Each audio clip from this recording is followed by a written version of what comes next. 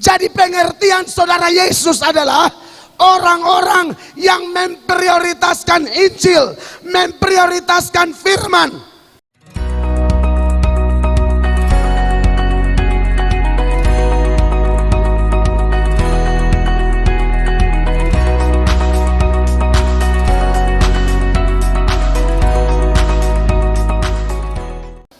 Ada berkat namanya berkat jasmani, berupa apa? Istri, suami, anak, mobil, tanah, rumah, prestasi, pencapaian, pangkat, kedudukan, itu semua juga berkat. Tapi itu semua seperti yang saya sering ingatkan kepada umat sekalian, bahwa itu semua ada limitnya. Saya selalu bilang begini, kalau bukan itu semua yang meninggalkan kita lebih dahulu, kita yang tinggalkan itu semua lebih dahulu. Kalau bukan istri atau suami kita yang tinggalkan kita lebih dahulu, atau mungkin kita yang meninggal tinggalkan mereka lebih dahulu, atau harta. Sebelum kita meninggal, bisa jadi Allah izinkan roda berputar, dulu di atas sekarang di bawah, dulu kaya sekarang bangkrut, atau sebaliknya, dulu bangkrut sekarang sukses. Suka-suka Allah. Tapi tetap semuanya itu selalu ada limit. Makanya tiap kali bahas berkat jasmani yang ada limitnya itu, saya melekat di otak saya beberapa data yang sering saya singgung. Katakanlah, ketika semua titipan Allah yang diberikan kepada Ayub, Tuhan ambil kembali. Ayub bilang, aku datang dengan telanjang, aku kembali dengan telanjang. Tuhan yang memberi, Tuhan yang mengambil, terpujilah nama Tuhan. Itu senada dengan apa yang Paulus katakan dalam 1 Timotius 6 ayat 7, di mana firman Tuhan berbunyi 1, 2, 3, sebab kita tidak membawa sesuatu apa ke dalam dunia, dan kita pun tidak dapat membawa apa-apa keluar. Tapi Efesus 1 ayat 3 tadi beda. Itu berkat rohani. Kalau berkat jasmani, lahir baru dapat, mati tidak bawa. Berkat rohani, Anda belum lahir sudah diskenariokan. Anda meninggal tidak mempengaruhi berkat rohani ini, karena berkat rohani ini sifat kekal dari selama-lamanya sampai selama-lamanya. Sebelum dunia dijadikan sampai dunia kiamat, satu kali Tuhan pilih Anda, satu kali Dia tetapkan Anda dan saya sebagai saudaranya, sebagai kerabatnya, sebagai keluarganya. Maka tidak akan ada limit lagi selama-lamanya. Makanya ayat 4 dia bilang begini, jemaat, dari Efesus pasal 1 itu, setelah ayat 3, ayat 4 dia bilang begini, sebab di dalam Dia Allah telah memilih kita sebelum dunia dijadikan, supaya kita kudus dan tak bercacat di hadapan. iya, jadi Allah sudah pilih kita sebelum dunia dijadikan. Nanti di dunia kiamat yang terpilih tetap terpilih. Jadi itu luar biasa ya saudara-saudara, bahwa kita yang dulu nakal, kotor, jahat, ya, kalau kita flashback kembali, kita ingat sejarah, evaluasi kembali hidup kita. Aduh, kok sekarang saya jadi orang percaya, sekarang saya berdiri menghadap tahta kekudusan dan tahta kemurahannya untuk memuji, menyembah Dia, untuk melayani Dia. Padahal kalau cek, bercermin, lihat sejarah, tidak pantas. Tapi itulah Tuhan, Dia akan bermurah hati kepada siapa Dia bermurah hati. Dia akan berbelas kasihan kepada siapa Dia mau berbelas kasihan. Jadi kalau orang bilang cinta kasih Kristus menggerakkan persaudaraan, itu benar. Karena Tuhanlah yang berinisiatif memilih siapa yang mau Dia pilih. Jangan pernah lupa ya, Roma pasal 9 ayat 15 dan 16. Ayat 15 berbunyi demikian, Sebab Ia berfirman kepada Musa, aku akan menaruh belas kasihan kepada siapa aku mau menaruh belas kasihan, dan aku mau bermurah hati kepada siapa aku mau bermurah hati. 16 sama-sama 1, 2, 3. Jadi hal itu tidak tergantung pada kehendak orang atau usaha orang, tetapi kepada kemurahan hati Allah. Saudara mau dekat dengan orang-orang tertentu, saudara harus usaha. Tapi untuk menjadi keluarga Yesus, sungguh bahwa ini luar biasa. Dia yang bertindak untuk menyesuaikan diri dengan kita. Makanya dalam Ibrani 2 ayat 17 sama-sama baca 1, 2, 3. Itulah sebabnya maka dalam segala hal ia harus disamakan dengan siapa? Saudara-saudaranya. Supaya apa? Ia menjadi imam besar yang menaruh belas kasihan dan yang setia kepada Allah untuk mendamaikan dosa seluruh bangsa.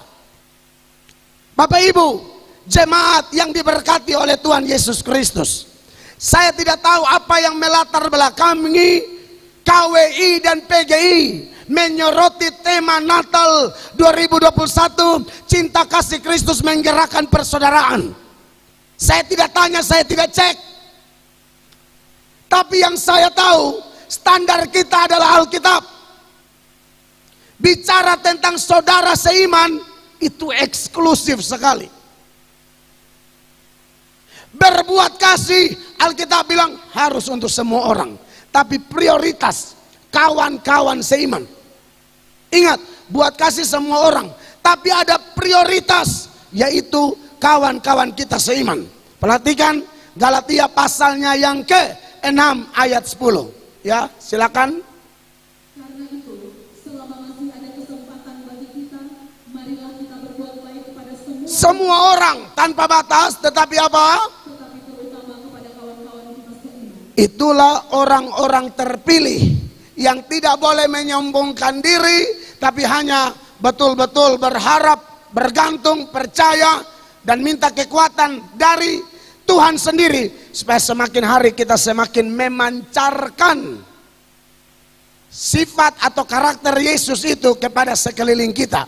Karena Bapak Ibu kalau pelajari Roma 8 ayat 29 itu, buat apa Tuhan pilih orang-orang itu dari semula? Buat apa Tuhan tentukan orang-orang itu dari semula? Ayat ini berkata, untuk menjadi serupa dengan gambaran anaknya, supaya ia anaknya itu menjadi yang sulung di antara banyak saudara. Berkali-kali saya ingatkan jemaat sekalian, anak Bapa itu cuma satu, yaitu Tuhan Yesus. Seturut Yohanes 3 ayat 16 kan, karena begitu besar kasih Allah akan dunia ini, sehingga ia telah mengaruniakan anaknya yang tunggal. Ingat, mengaruniakan anaknya yang tunggal, supaya setiap orang yang percaya kepadanya tidak binasa, melainkan beroleh hidup yang kekal. Anak tunggal diberikan, lalu siapa yang percaya kepada anak tunggal diangkat menjadi anak Allah. Yohanes 1 ayat 12-13, firman Allah berbunyi demikian. Tetapi semua orang yang menerimanya diberinya kuasa supaya menjadi anak-anak Allah, yaitu mereka yang percaya dalam namanya. Tadi anak Allah cuma tunggal. Begitu orang-orang mulai percaya kepadanya, anak Allah jadi jamak, anak-anak Allah. Anak sesungguhnya cuma satu, yang lain ini anak adopsi semua.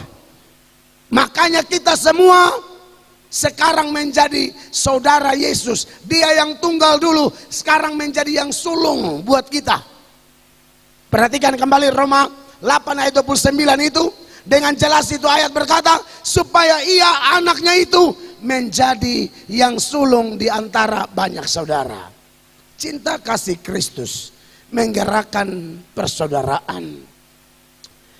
Nah, bicara tentang persaudaraan, apalagi dalam konteks ajaran Kristen, yaitu saudara-saudara Yesus wajib serupa dengan Yesus. Wajib serupa dengan Yesus. Tidak bisa tidak. Kalau serupa dengan Yesus, saya mau bahas beberapa hal. Karena kita perjamuan 3 kali, jadi khotbah tidak lama-lama. 7:30 mungkin kita beres. Ya. Serupa dalam hal apa, Bapak Ibu jemaat? Yang pertama, Tuhan Yesus itu, ya ini kadang-kadang rasa tidak layak ya.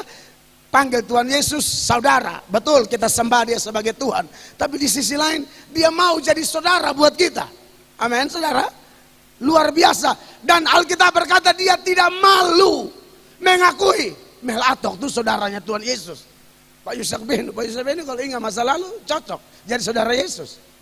Rasa tidak layak sekali. Kita semua nih kotor, nakal, rusak, troublemaker, pembuat kekacauan.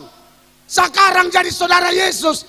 Dan yang bikin saya diberkati, kalau baca Ibrani 2 ayat 11 yang bunyinya begini, 1, 2, 3. Sebab ia yang menguduskan dan mereka yang dikuduskan, mereka semua berasal dari satu. Itulah sebabnya ia tidak malu menyebut apa? Mereka saudara.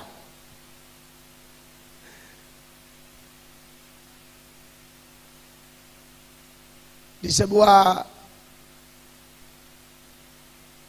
rumah duka, tenda duka di satu kota di kelurahan ini, berkumpullah satu kelompok orang main kartu 3 daun, TJ,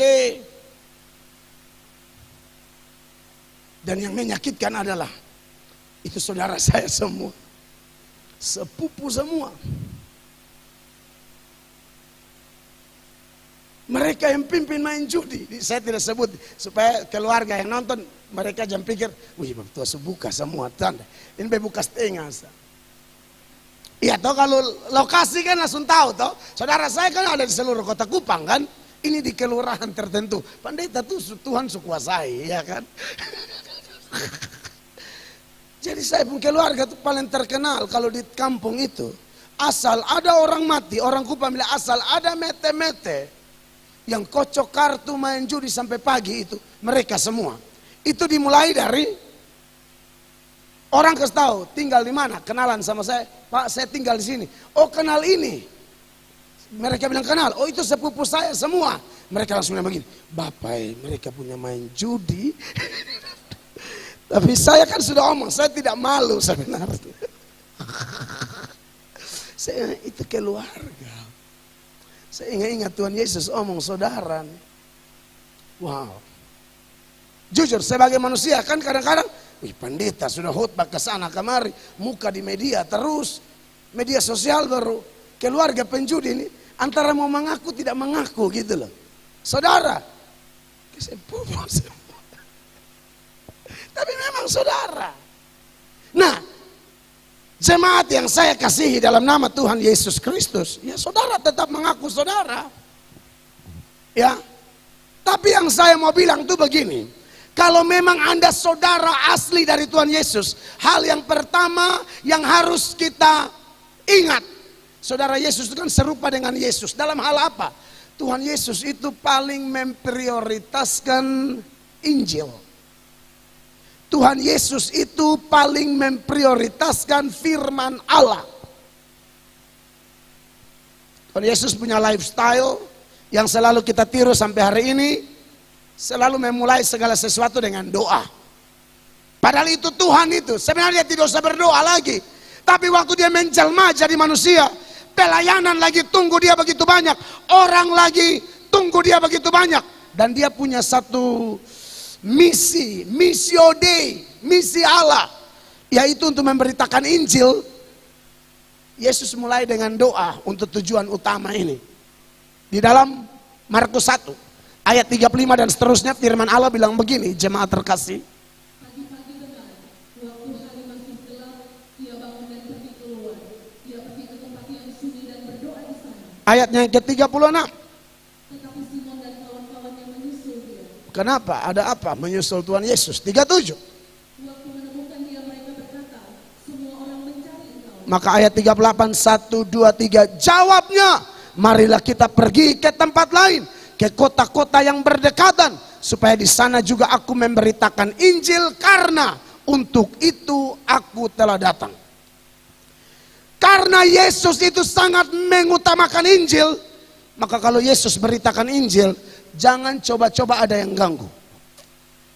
Satu kali Yesus lagi khotbah, saudara-saudaranya datang, saudara darah daging, mamanya Ibu Maria, atau orang saudara-saudara Katolik biasa sapa Bunda Maria, lalu sapa lagi saudara-saudaranya Yakobus, Yoses, Yudas, yang saudara-saudara tiri Yesus, satu mama. Tapi kan Yesus kan dilahirkan oleh Roh Kudus. Setelah Yesus dilahirkan oleh Roh Kudus, Maria dan Yusuf hidup selayaknya suami istri dan mendapatkan anak-anak yang lain. Ya. Dan itu saudara bisa lihat di dalam Matius 13 lah, mulai ayat 55. Coba Matius 13 mulai ayat 55 dan seterusnya dikatakan demikian. Bukankah ia ini anak tukang kayu? Ya. Bukankah ibunya bernama Maria dan saudara-saudaranya, Yakobus, Yusuf, Simon dan Yudas? Betul. Dan bukan cuma saudara laki-laki, dipercaya pernikahan setelah Yesus dilahirkan, perkawinan Maria dan Yusuf itu dapat anak perempuan banyak. Orang Yahudi itu suka anak banyak. 5-6. Dan bukankah saudara-saudaranya perempuan semuanya ada bersama kita? Dari mana diperolehnya semuanya itu? Dari Matius 13 ayat 55-56 ini jelas. Secara darah, daging, Yesus itu punya saudara. Nah, ketika Yesus lagi pelayanan, mereka ini datang cari Yesus. Dan saudara tahu, mereka datang di saat Yesus lagi beritakan Injil. Dan Yesus anggap ini sangat mengganggu pemberitaan Injil. Ya. Jadi kalau gara-gara pemberitaan Injil ada gangguan kiri kanan, Yesus pasti tidak setuju. Itu yang saya teladani. Makanya kenapa saya tidak mau anak-anak lari-lari. Saya tidak mau saudara tidur waktu saya khotbah. Karena kalau saudara serupa dengan Yesus, apalagi pendeta, dia tuh sangat mementingkan khotbah ini mendarat di hati orang atau tidak. Khotbah ini menjadi berkat yang dia bawa pulang setelah ibadah atau tidak. Khotbah ini memperbaiki orang itu atau tidak. Saya bukan hanya kepentingan menyelesaikan liturgi, kumpul persembahan, lalu sesuai tata gereja, ambil bagian pendeta, selesai. Orang mau dengar, tidak dengar, saya tidak peduli. Saya tidak bisa begitu. Karena Yesus pun tidak bisa begitu. Saudara lihat ini data. Di dalam Matius 12, mulai ayat 46, firman Allah berbunyi demikian. Perhatikan. Ketika Yesus masih berbicara dengan orang banyak itu, ibunya dan saudara-saudaranya berdiri di luar dan berusaha menemui dia. Garis bawahi. Kapan ibu Yesus dan saudara-saudaranya ini berusaha menemui Yesus? Yesus lagi beritakan Injil. Lagi ngajar, lagi khotbah, datang bikin ganggu. Ini mengganggu sebenarnya. Otomatis dong perhatian orang terbagi. Wih, Bunda Maria. Bukti bahwa mereka terganggu kelihatan dari ayat 47. Nah, itu orang tuh yang terganggu. Nama siapa? Tidak tahu. Pokoknya saya orang. Lihatlah, ibumu dan saudara-saudaramu ada di luar dan berusaha menemui engkau. Yesus bilang begini, siapa saudaraku? Siapa ibuku? Yesus lebih mementingkan hubungan rohani daripada jasmani. Kelihatan dari ampal 8 dan seterusnya. Tetapi jawab Yesus kepada orang yang menyampaikan berita itu kepadanya, siapa ibuku dan siapa saudara-saudaraku? Ayatnya yang ke-49. Lalu katanya sambil menunjuk ke arah murid-muridnya, ini ibuku dan saudara-saudaraku. 50 sama-sama baca 1, 2, 3. Sebab siapapun yang melakukan kehendak Bapakku di sorga, dialah saudaraku laki-laki, dialah saudaraku perempuan, dialah ibuku. Jadi kalau omong cinta kasih Yesus menggerakkan persaudaraan, persaudaraan yang dimaksud bukan asal persaudaraan, tapi persaudaraan karena hubungan rohani. Karena tidak bisa kita pakai ini tema lalu pukul rata. Semua orang pasti saudara. Lalu bagaimana dengan mereka yang membenci Injil? Bagaimana dengan mereka yang dikuasai oleh spirit duniawi? Bagaimana dengan mereka yang dikategorikan Yesus bilang jangan buang mutiara di babi? Jadi pengertian saudara Yesus adalah orang-orang yang memprioritaskan Injil, memprioritaskan firman.